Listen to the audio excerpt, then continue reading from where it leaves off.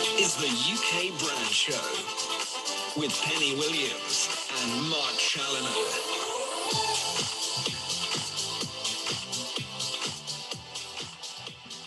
Oh, good morning, good afternoon, good evening, wherever you are in the world. Hi, Pen. Hi, Mark. How are you doing? I'm all right. I'm fine, thank you. Yeah, I was out in London at the weekend. I thought I'd venture out because Christmas being near, you're going to do a little bit of Christmas shopping, but while trying to keep your distance from everyone as well. So it's an interesting experience. Yeah, they've got all the lights up, haven't they? Yeah, look quite pretty still. It still felt like London in that regard, but nevertheless, still weird. No hustle and bustle. If you ventured towards like the centre, as in Oxford Street, there was quite a few people around, but outside of that, not particularly. Now the shops weren't particularly full, and it was all quite weird. Consider it's a couple of weekends before Christmas. Well, I think we're all buying more online, aren't we? So it's going to be interesting to see how that changes life going forwards and what it's going to mean for the sort of town centres, really. Yeah, exactly. So anyway, we are where we are, I guess. But hopefully, in the new year, as we get to it now, it's our last show of the year. So hopefully, in the new year, I know. I can't believe that. I know, and it's gone so fast. 2020. Hopefully, the vaccine will kick in beginning of the year, somewhat. Well, that's what we're all hoping for, really, aren't we? That that will make the vulnerable people less vulnerable. Exactly. So, being the last show before Christmas, we've got a brilliant guest, a very fun guest as well to bring on today. Yeah, very excited. I know from years ago, this guy called Austin Deck, and he is the publishing editor of a specialist magazine, and it's called Chippy Chat, and it's a really funny thing. It was featured on Have I Got News For You a while ago. Oh, was it? Magazine, yeah. But it's the official magazine for the fish and chip shop industry, which sounds like a joke in some ways. And that's why, presumably, Have I Got News For You featured it. But it's not. It's very much a serious thing, and it's got a fantastic business model, and the publishing editor is coming on, and he's got a great background in media too. So I asked him, would he actually be so kind as to put some slides together to describe? It's more of a, I think his story and the Chippy Chat thing is more of a pictorial and visual story to tell. Great. He's agreed to put some slides together. So he'll be joining us in about 10 minutes or so. Well, it's a great story, and everywhere's got, I mean, it's so traditional for this country, isn't it? Everywhere's got a fish and chip shop, really. Exactly. And it's come into its own, I think, as almost the heart of the community, as pubs have had to close. I've met so many of my neighbours down at the fish and chip shop, having a socially distant chat in the car park. It's right. It's absolutely right. And it's become, I've been sort of living and working up in Yorkshire for the past few weeks now, and noticing there particularly, it's very much part of the community. Yeah. Everyone seems to sort of gather there, socially distanced, of course, but everyone seems to gather there, and it's the conversations and the friendly banter and all the rest of it. It's like, you can see how, these are really, really important parts of any sort of town, village, city, to some extent. So anyway, we'll get to Austin about his magazine and what it's all about soon, and his background in the news industry. So, which he's got a great story to tell there too. So that's good. But in the meantime, I thought, just to sort of, before we get to Austin, I thought I'd just look at, being it's the end of the year, some of the things we've talked about the news industry quite a lot over the past 12 months, and I thought, I was thinking about, there were really, I think, four main themes, which have come to the fore in the industry this year. And I thought I'd just, share some thoughts on that now, give a chat about them. So I would think, four themes that govern the news industry in 2020. Now, we've sort of, I would say the first thing to look at would be things like a further commitment to subscriptions. Because we're all used to subscriptions now, aren't we? Whether it's Spotify, whether it's Apple TV or whatever you want, Apple Music, everyone's getting people to subscribe to something and be more of a loyal customer, I guess, and paying for the privilege. Because once you hook them in, as we all know, once you start subscribing to something, it's very difficult to switch it off, even if you think you should. But even if you can, I mean, some people are better than others. I think Amazon are quite good for their Prime Video. It's very easy to switch off if you want to. However, people don't, and people generally seem to keep with it. And the hope is, of course, if your content's good enough, you'll stay with it. Yeah. So I think, you know, the year started out with a sort of big focus on habit formation, if you like, and it became more important, you know, and particularly news, as they experienced, you know, and there's some unprecedented change we've talked about many times with their daily routines, and you know, if we can shift their habits and get them to focus on, you know, best practices and what we would consider best practice for a news audience, and move them in theory beyond just, you know, taking a contribution to what we put out there occasionally, and getting them to build a new relationship with us, which is based on trust. You know, news has come out quite well in the pandemic with you know, being trustworthy, despite what the likes of Trump and whatever try to do and call it all fake news.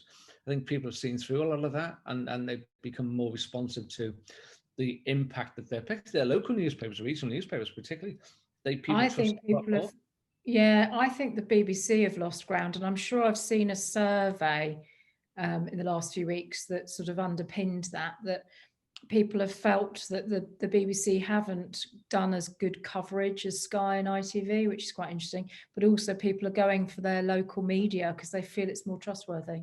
Yeah, it's true. So that's the first one. I think we're going to see a lot more of that in 2021, a lot more pushing for subscriptions and getting people to lock in. The thing that people have got to be careful of course, everyone's got a budget, haven't they? Every house has got a budget. Yeah. And in terms of news, I think a lot of research shows that people will only buy one subscription of a news outfit, if you like. So it's got to be good. It's going to be intuitive. It's going to be personalized, and the rest, which we'll come on to in a second. So that's the first one. So the second one is just how coronavirus has sort of rapidly changed the industry. You know, we've seen, you know, wide-scale furloughs, some people being laid off in the industry. We've had a dramatic drop in advertising revenues. And previously unthinkable decisions about, you know, doing away with a physical newsroom in some cases.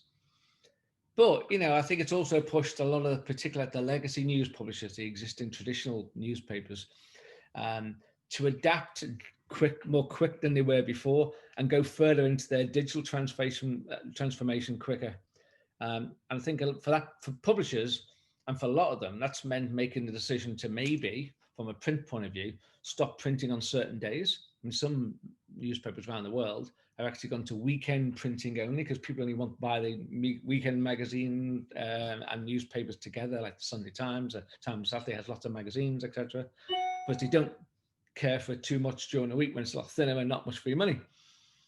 And so they're trying to push people to, Times haven't done this, but they're trying to push people more to going digitally during the week, and then maybe digital and print at the weekend in some cases. But in other cases, you know, we had, you know, CEO from that kids newspaper did a week on, and look how amazing that is with a young audience. You know, first news. I mean, that's a great success. So print is certainly not dead. I don't think it is. I think it's a long time before print will be dead. But in some areas, in some publications, it's become a little less relevant to certain people.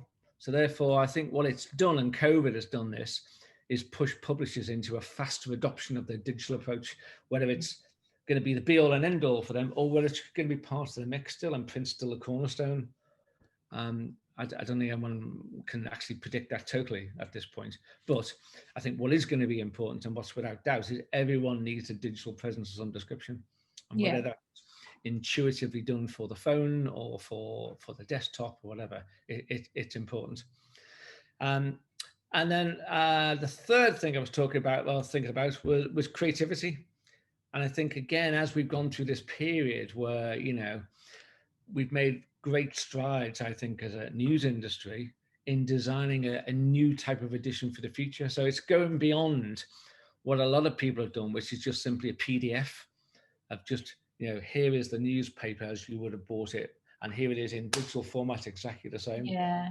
Whereas digital allows you to be a lot more creative. Yeah. You know, you can click through to videos, and video obviously very much in vogue. What can we do about that? And I think that that's changing the world a lot as well. And it's just, again, it's about acceleration, it's about creativity and what you can do and what you can't do with the devices. Especially now we've got all these devices to work with. If you read a newspaper, where do you read it? Do you read it in print? No, funnily enough, I tend to read most of my news on Facebook, which probably is normal. I follow various news organisations, Telegraph being one, and the other is Australian news, and CBS in America, so that I get a sort of pan world view. But yeah, I just click through. So I think the richer content is expected, and I just click through from Facebook. Right. Okay. Yeah. Now, Austin, I think, is going to join us. Hello, Austin. Austin, can you switch your video on? And maybe audio. And your audio, if you can. Yes, we can't hear or see you at the moment, but I can see a slide of yours, which looks great. Can you switch that on, I wonder? Austin, are you there? We can't hear you yet. Well, while he's doing that, because I'm sure Austin's trying his best to sort that out for us, let me just tell you what I was going to say about my fourth thing I was going to talk about. So the fourth thing in the industry, I think, is all about personalization, as I hinted earlier.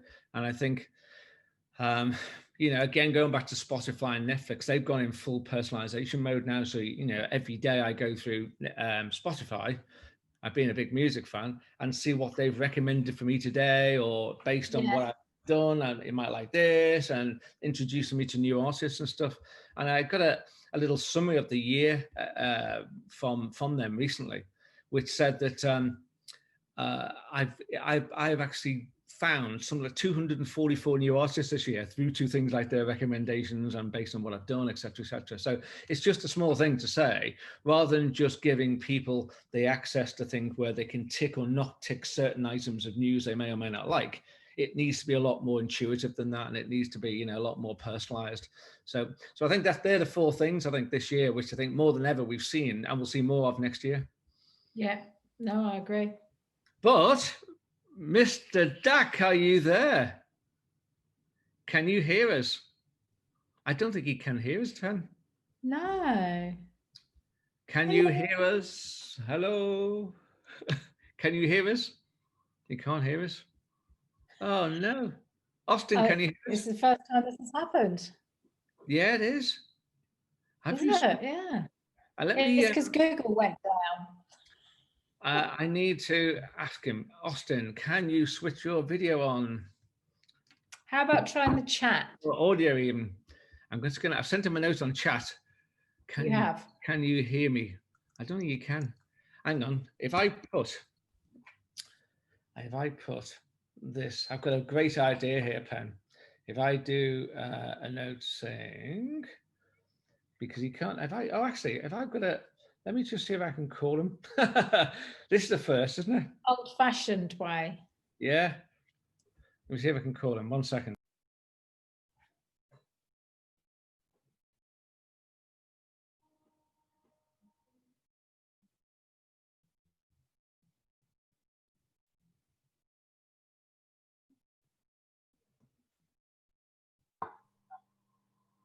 Hello. There you go. I pressed everything, tested everything, and then hold on, I'm going to have to turn it down a bit.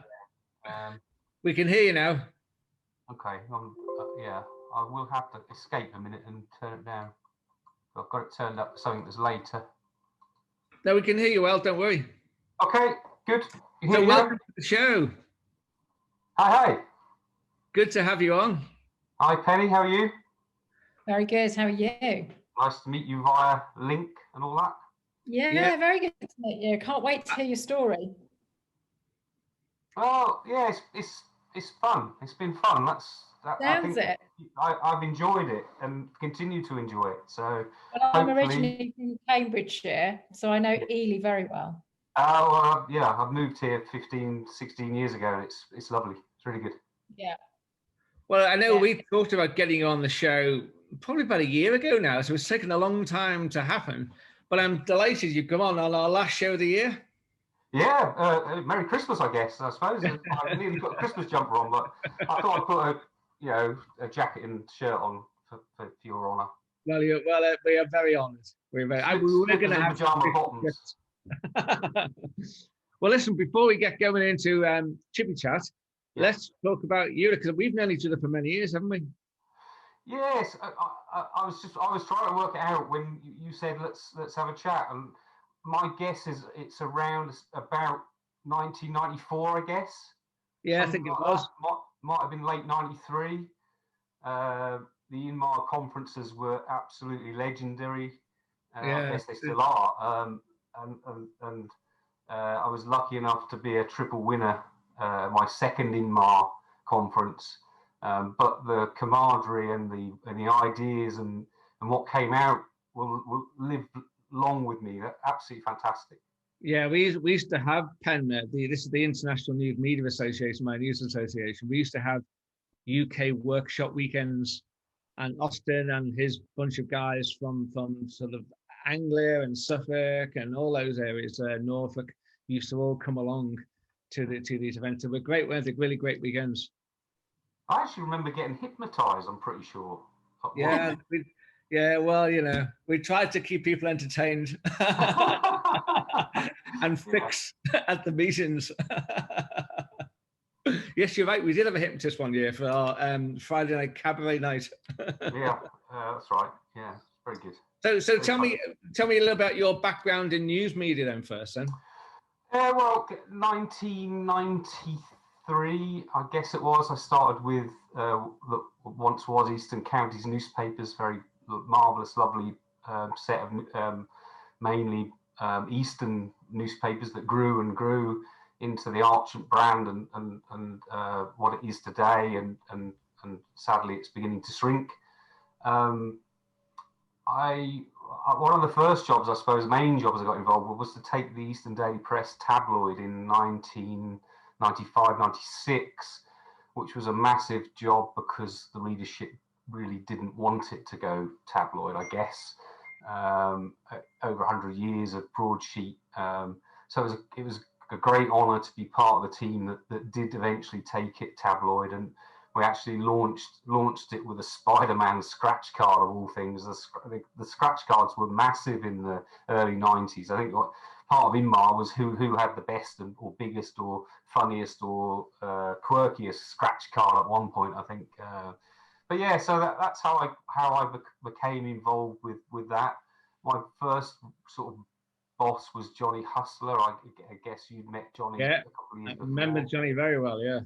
And Johnny, I think, really did bring, I guess it happened in America first, but Johnny was responsible for bringing, when I was at Norwich, he brought the kind of brand management style into newspapers. So therefore, the marketing managers became, or the marketing stroke sales managers became the brand manager of the title, and the brand manager actually then went straight into the editor. So it kind of bypassed quite a few people. So therefore, the editor and the brand manager would almost decide between them some of the major content for the daily titles, which was a massive shift, because you had a whole raft of editors and sub-editors that that always came with a list of things that were going to show up in the newspaper. And here, all of a sudden, you got the likes of me and a few others saying, well, actually, no, that actually isn't going to work. So it did cause a little bit of, I don't know, confusion to start off with. But then after a while, I think they could actually see it working, and the editors really took to the role. So. Oh, good. And then from there, where did you go from then? Well, I was at Norwich. Yeah. And obviously, I support Ipswich Town Football Club, so I was promoting Norwich City as much as anything else. This is actually some of my later work. Actually, went back to Norwich. Delia actually, the football club on this Let's Be Having You, actually phoned up and said, look, actually Delia actually wants a G on the end of that poster. And so, well, no, I mean, everybody saw the famous Let's Be Having You half-time dealer at Norwich or wherever it was. And so she asked for a G to be put on the end of that, and we actually refused and put that out and sold probably 15,000 newspapers off the back of it. But then I got a free transfer to my beloved Ipswich, 40 miles down the A140. Joined up with a guy called Nigel Pickover. Nigel's really well known in the sort of local newspaper world. And that's where my fun and the joy of promoting the football club that I loved began. And we came up with a Tractor Boy brand between us very quickly after it started being saying on the terraces. And we did all sorts of things. We even had an ale in 20 pubs. We had a CD. We had 50,000 car stickers. McDonald's meals. The whole thing just sold paper after paper because it was so fun, and the people of Suffolk actually loved to see it. Yeah. And if I'm not mistaken, wasn't Subbuteo a part of your world at that time as well? Isn't there a story around that? Oh, okay. The Subbuteo was probably just a little bit later when I'd left.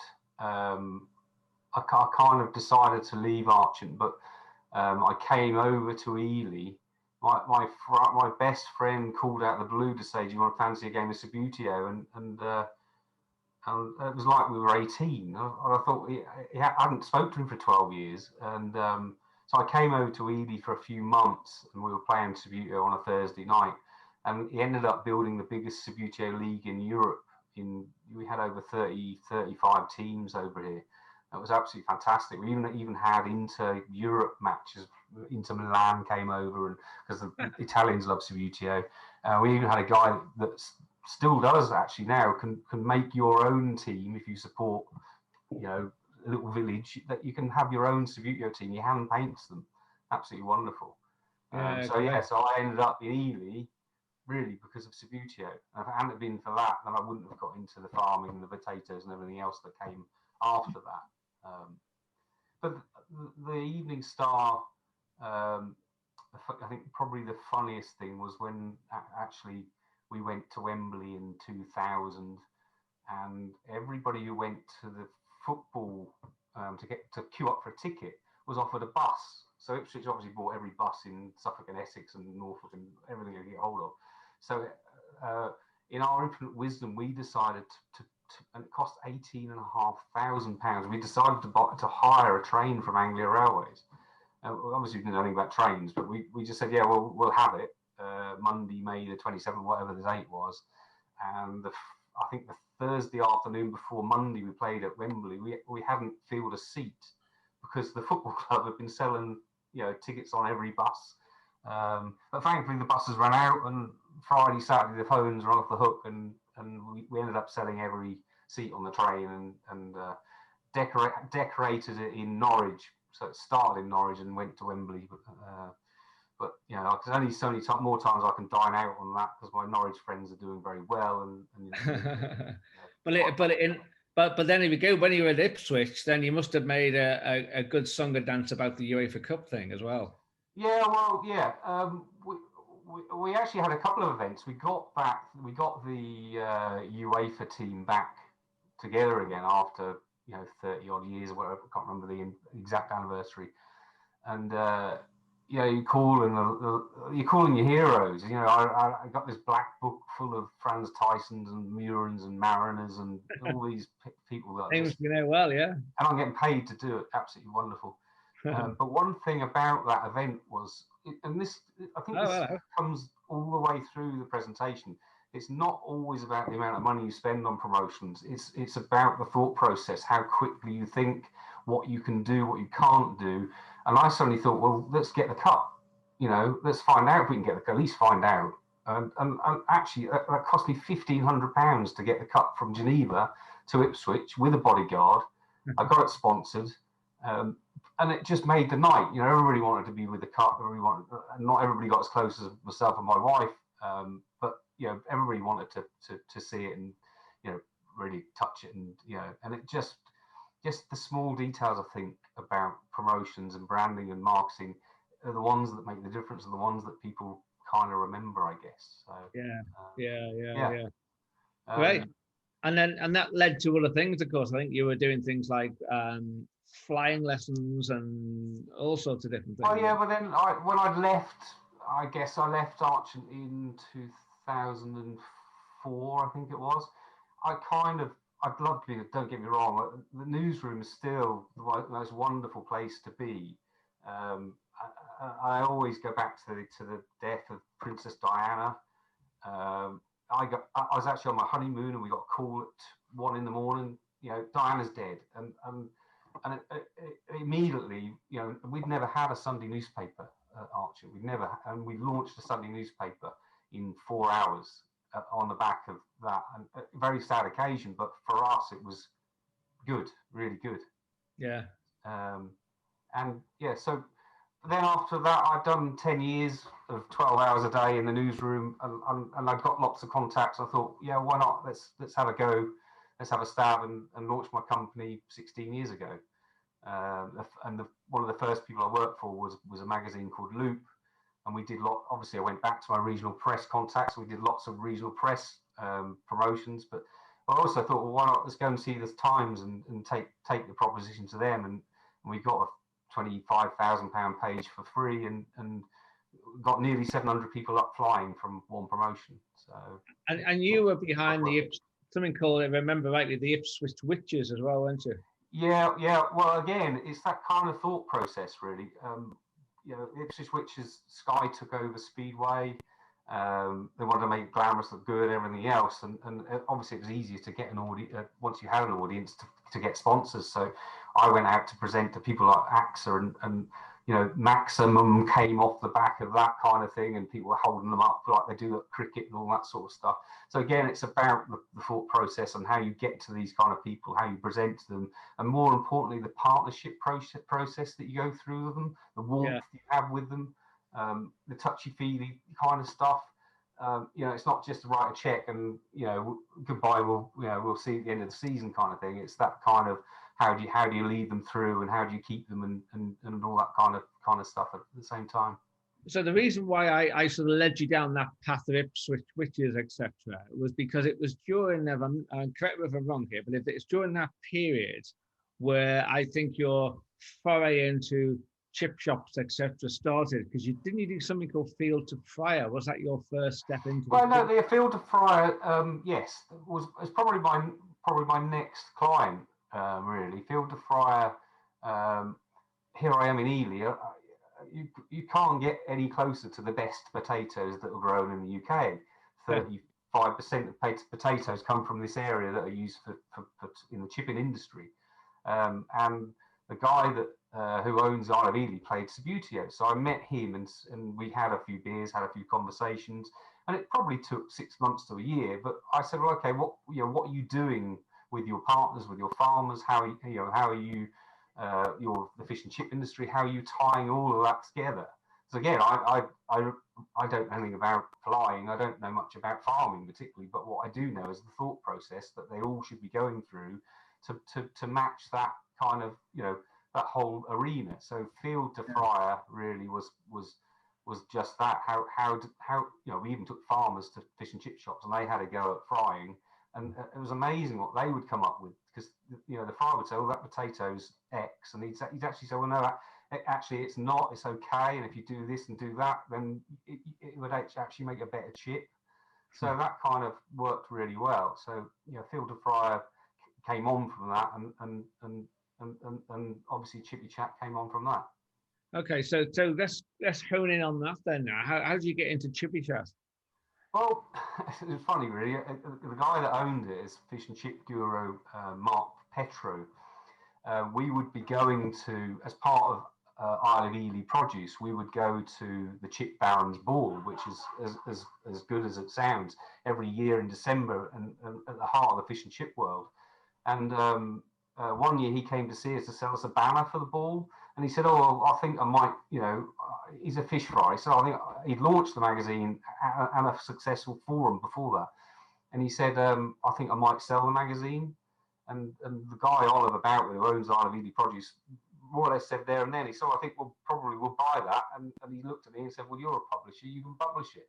So that was it, kind of thing. And 2 months later, we got, you know, a launch issue. So tell us all about it. What is it exactly? Who reads it? How many read it? Well, we've got a database of between Social Network, our database. There's over 11,000 kind of on the database. There's around 10,000 fish and chip shops across the country, 10,500. 10,500. So we'll send out every month to thousands of those, and obviously online, we have around about 1,000 people a week come on the website, which is, you know, a massive return on the audience that is there, because it's not really there for the sort of general public to have a look. Albeit, I would probably say I publish a trade magazine that's probably a lot lighter than most trade magazines. It's got a feely good factor to it, and it's full of sort of partnership stuff that I've explained before, kind of thing. So it's probably compared to a trade magazine that will tell you how to make widgets. I don't know how to make the widgets, so I'm not going to do that.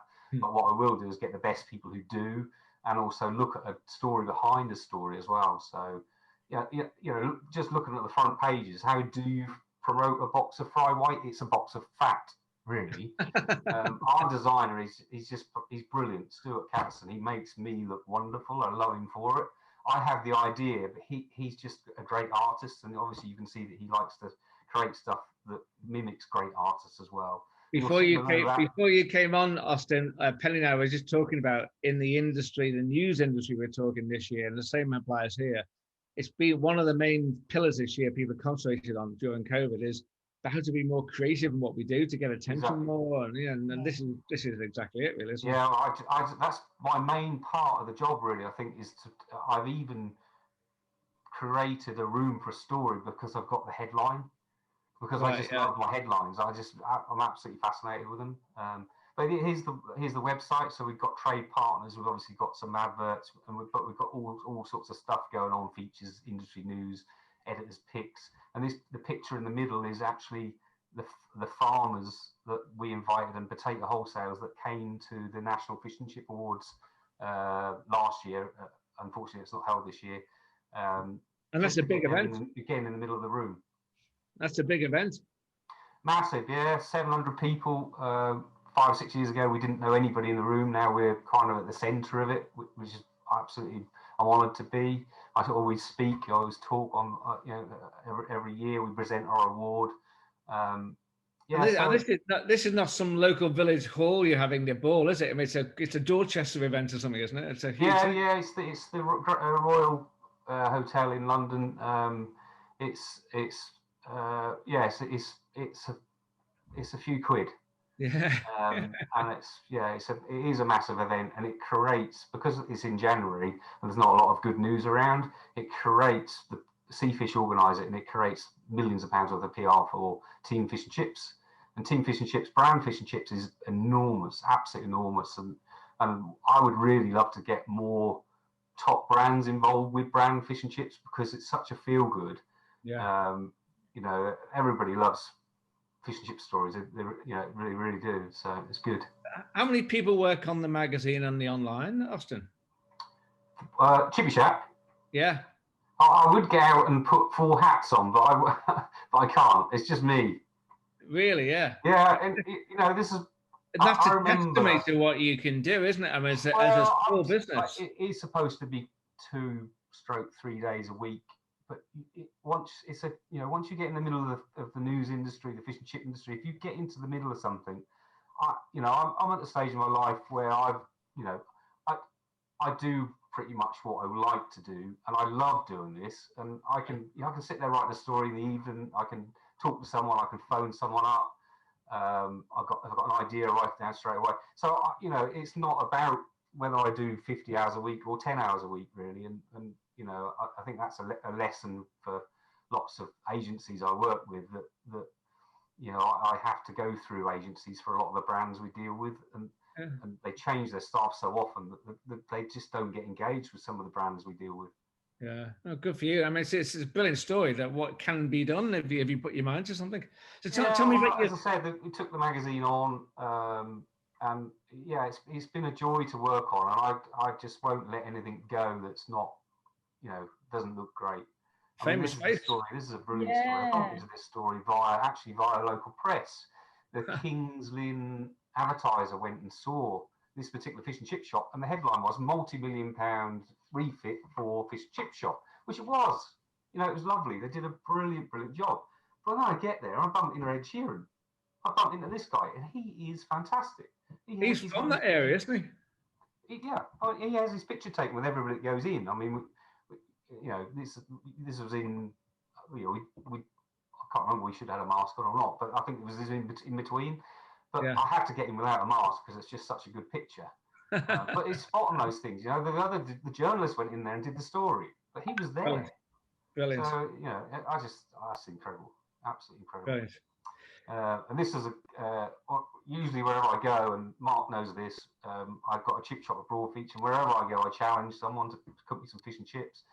And this particular afternoon in Krakow, we were actually in a bar thinking, shall we really go back to the hotel? We'd had the third beer.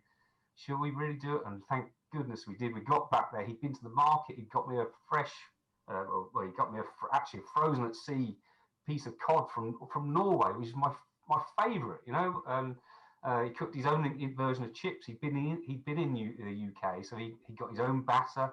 And it was absolutely wonderful. And I've done the same wherever. So, and usually, sometimes they can't even speak English. Like in Milan, they just didn't know what on earth I was talking about. But I still did it. And it just creates a bit of, it just creates a bit of fun. Yeah. So show us, we got some more editorial to show us there. This one's one of my favourites because I get what I was talking earlier on about creating. I knew that I'd have to find a chip shop in Argentina, but my favourite headline, I think, do fried from Argentina.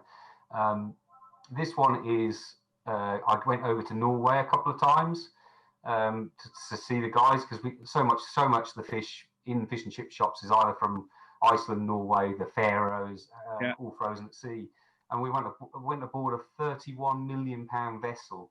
I've been on the fjords on an absolutely perfect day. So it's hard. That's really hard work. That is, it's hard work, but someone has to do it. But absolutely fantastic.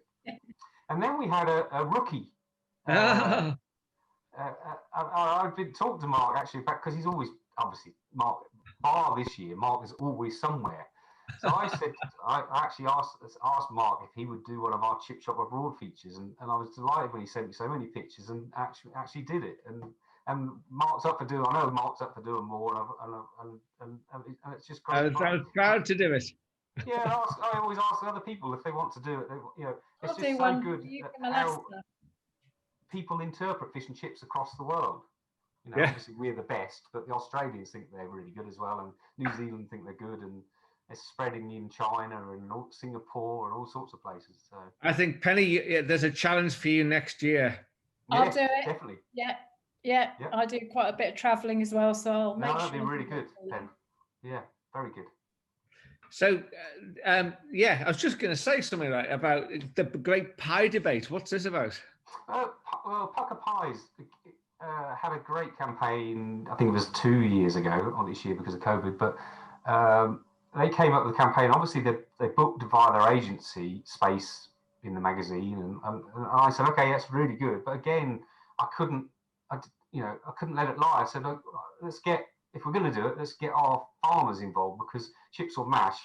But both of those were grown here. Let's ask them. So we actually went to them, and obviously we wanted them to vote chips anyway. But I think we did get one that said they like mash. But it's again one of the thought process that don't just run with it. Think of something you can do with it and different to the others, because there are actually 4 trade magazines in the fish and chip world. Would you believe? So it's a crowded marketplace. So how can I make a difference to the brand that the other 3 don't do or won't particularly think of?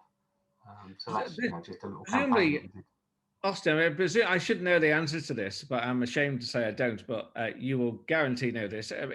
With the whole Brexit thing going on at the moment, presumably most, if not all, the potatoes we eat in this country are grown here anyway, so it shouldn't affect us whether there's a deal or no deal there. Yes and no, because the chip shops will always expect me representing a potato grower and a merchant to be a merchant of doom, because then they'll expect to get a few more pennies for each bag that goes out. I think at the moment there are quite a few lorries waiting to get into Ireland full of potatoes, Ah, right. because they Okay, don't yeah. grow them. So Northern Ireland have got masses of fish and chip shops, so they could be affected, because currently the lorries can't get through after January the 1st. Right. And so it shouldn't be too bad. But yes, you're right. As I said before, lots of the fish actually comes from the likes of Iceland, Norway, etc., and much of the chips do come. But you know, everything's going to, if things stand as they are, everything's going to go up, and you know, it's a marketplace where everybody thinks that fish and chips should be a cheap meal, but it's one of the most fantastic meals you can have. You know, why would steak and chips be £20 and a really good piece of haddock, you know, and chips and mushy peas? Why should it be £6 or £5? You know, so it's education really, to try and get the price up per portion from our side, so that the farmers can invest and actually make the right price per bag that they're selling, from that point of view. Yeah, so you know, that's it. Oh, this was actually on How I Got the News for You. Ah, right, yes. and it was actually, you know, guest publication of the week was Chippy Chat, and it's on every 3 months actually, because they just show them again and again on UK Gold. So I keep getting phone calls off the back of that, which is fantastic. Brilliant, brilliant. This is a picture from last year's awards. The fish and chips at Western Grove were the winner. Fantastic shop of our own award. They haven't had much to cry about this year as an award winner, so they're actually getting another year. So the awards won't happen in January. So which is really good. Yeah, great. And you mentioned something past about the potato race. Right. Okay. Yeah. Again, this is one of those things where we wanted to bring agriculture, which is a massive part of the world, in Ely and Cambridgeshire, into the streets, because you know, most people moan about a tractor behind a tractor or this, that, and the other. We actually wanted to do something that will educate people a little bit. It's a bit like the Grand National. The farmers are actually like the stables, as it were, and the runners are like gyms and rugby players, and the dame from the local panto will join in. You know, it's a really fun event. We get thousands lining the street. Last year it was shown on Facebook by our local spot in Ely. Had nearly 9,000 people watch the race. It's just one of those, again, reasonably simple, but something that just creates so much PR and goodwill. We have TV come, we have all the papers come, and it's just one of those things. And you can see with the guy in the middle that, you know, how much it means to them as well to actually run and win either your heat or the race, or you know, the overall championship. And I'm the host, and we run all the races: ladies race, men's races, kids races, and then the sort of the grand finals kind of thing. That's really good. It's the only potato street race in the world. It's an amazing story. The whole thing about Chippy Chat is great. I mean, because unless you hear the story that you've just told, you'd never know anything about it. And you're going to go into something about fish and chips here, which I was going to say it's an amazing it's one of those area. Things, and this is our great friends at the National Federation of Fish Fryers, which have been going for over 100 years. Brand Fish and Chips, 160 years this year, since they were put together. But 1.2 billion pounds on fish and chips is spent a year, and this goes back to saying, you know, how do we get brands associated with it? 80% of people visit a fish and chip shop. 382 million meals. They're all up there to be seen. It's you know, it's nutritionally, it's healthier than other takeaways. So it's one of those things that we're with the help of lots of other people, and that's a great thing about the industry. We are banging the drum and bringing the consumer into these kind of messages. So it's good. Yeah. Well, we're big fans of fish and chips, aren't we, Fen? We certainly are. It's my favourite meal. Well, I'll let you know, because next year, I think it's June the 4th, is National Fish and Chip Day. So that hasn't been announced nationally yet, I don't think. So that's Oh. a massive day for the industry. So I'll a bit nearer the time, I'll let you know, and if we can come to London, we will, and we'll go and have some fish and chips somewhere. We will indeed. I'll look forward to that. So what's next for Chippy Chat then now? How you know? I don't know. It is. I think this message is really important. I think that we are telling the world that, you know, it's probably one of the greatest meals you can have. The people that I get involved with on a day-to-day basis obviously supply the whole industry. Whether it's one of those big ranges that you see as you walk into the shop, or whether it's the oil, or whether it's the secret batter mixes they all have, and, you know, each shop has got its own different nuance, and it's absolutely fantastic. So for me, it's just carrying on, you know, the same amount of passion. I think obviously lots of stuff is going online, but the magazine is so touchy-feely, you know, nice, tactile. I'd never want to give that up, and I find we carried on throughout COVID printing every month. Yeah, and that's, you know, that was really hard because you couldn't get hold of anybody to see if they wanted to actually, you know, take part, you know, for an advert. So it was hard to keep printing, but I just thought it was so important to keep printing, because what if you lose print? You know, we've seen in our own worlds that once you lose print, it's very hard to get it back again. I can tell you, I can tell you something that even to this day, the International News Media Association you were talking about earlier, we were just looking at all the stories online that have made the biggest hits this year. Yeah. And the biggest one has been a story about print. Would you believe? People still want print. They still like the touchy-feely bit of print. They like the fact you can pick it up and feel it, and it's a physical presence. And it's going to be a long time before it disappears. Chippy Chat and potatoes are just sort of a little bit of what I do, and I've got other clients that you see on the right-hand side there. The Wizard of Oz, the social distance pantomime is going ahead. Oh yes, it is. At the bottom there, you'll see Price Bailey Cheffins and Pure. I get sponsors for them, and you know that 4 years ago they had nothing, and now we're up to a quite healthy sum, and they're going ahead with every fourth seat, I think, this year. So it's really good that Ely's got an event like that. But again, it looks professional, looks great, and this is very much a professional cast that's involved with it. But yeah, so if I've got a message to your readership, I am around. I'm available. If they want to make me part of their marketing plans, give me a shout. But we may have to have a game of Subbuteo first. Well, you have typified exactly what this show's about, because most of our viewers and listeners are all small, medium businesses and all small enterprises, and you typify exactly what they represent. You've got up off your own backside, if you pardon the sort of basic English here, and done something brilliant and so professional, and you've done so very well. So the question for you to end on really is that if there's anybody listening here who is a small business, who has struggled this year, what advice could you give them in terms of either how to start a venture or what mindset to be in? Because you are the man to ask. Well, I mean, the business plan was quite easy, really. I mean, as long as I suppose Chippy Chat is lucky. As long as one balances out the other, the potato business is what we're all about, really. So from that point of view, if you're going to start something that can be associated with something else, it doesn't put the pressure on. I mean, I didn't particularly like the advertising department when I was in regional press. So now I'm everything. I don't think I've sold an ad in 7 years. So I've got to keep going back to this partnerships, to this always doing what people want, what you perceive they want. My 60-40 balance, I always give people 60 and I'll take 40, because I always think, well, actually that's how people are going to actually adhere to me. And I think most people do adhere to me as much as they do the brand. So from that point of view, if they for goodness sake have a bit of passion.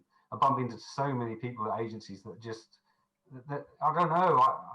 And I've always had, I mean, you know me, Mark, I've always had that same passion, and yeah, that's it really. Passion's worth 80% of the job, I think. Well, you personify it brilliantly, right? Brilliantly. So good luck for next year, and I hope it's a much better year than it was this year. And we'll look forward to hearing more about how Chippy Chat's going into the. Did you know, by the way, Penny and I have been offered by Lembit Opik the chance to have the first radio show in space? That's right, isn't it, Pen? It is, Wow. yeah. And maybe we'll Yeah. get the first fish and chip shop out there too. Well, Exactly, I've yeah. already had Papa's Fish and Chips, fantastic people, sent fish and chips into space. So we've already had that as a story. That's on YouTube. Fantastic. We'll have a look I'll at it. send And you a that's a, review. and if people want to see a little bit more Chippy Chat, how can they see it?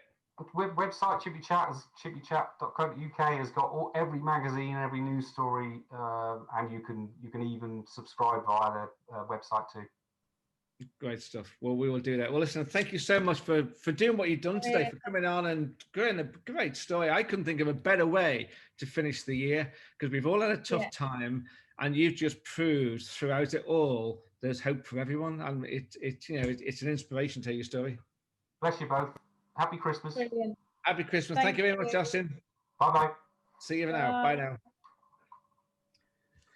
So, Pam, great stuff. There we go. That's the end of the year. Yeah. Happy New Year, Mark. And Happy New Year to all our viewers and listeners. We'll have more exciting guests next year, but you can follow us on Twitter at the UK Brand Show. And obviously our website, you can watch and listen again at theukbrandshow.co.uk. You can indeed. Thanks to our guest today. As I say, I can't think of a better way to end the year. Absolutely. It's been great, and this year's been fun. It's been throughout all the nonsense that we've had to suffer for everyone. We've had some great stuff, and we've had some great guests, and we've had some great fun. Yeah. Out of challenges come new businesses, and I'm excited in some ways to see what next year will bring as people adapt and change to the challenges that we've had of this year. Exactly. So thanks everyone for joining us throughout 2020. We're going to have a lot more for you next year, I can assure you. So Absolutely. Until then, do have a great Christmas and a happy New Year, and we'll see you on the other side. Take care. Bye.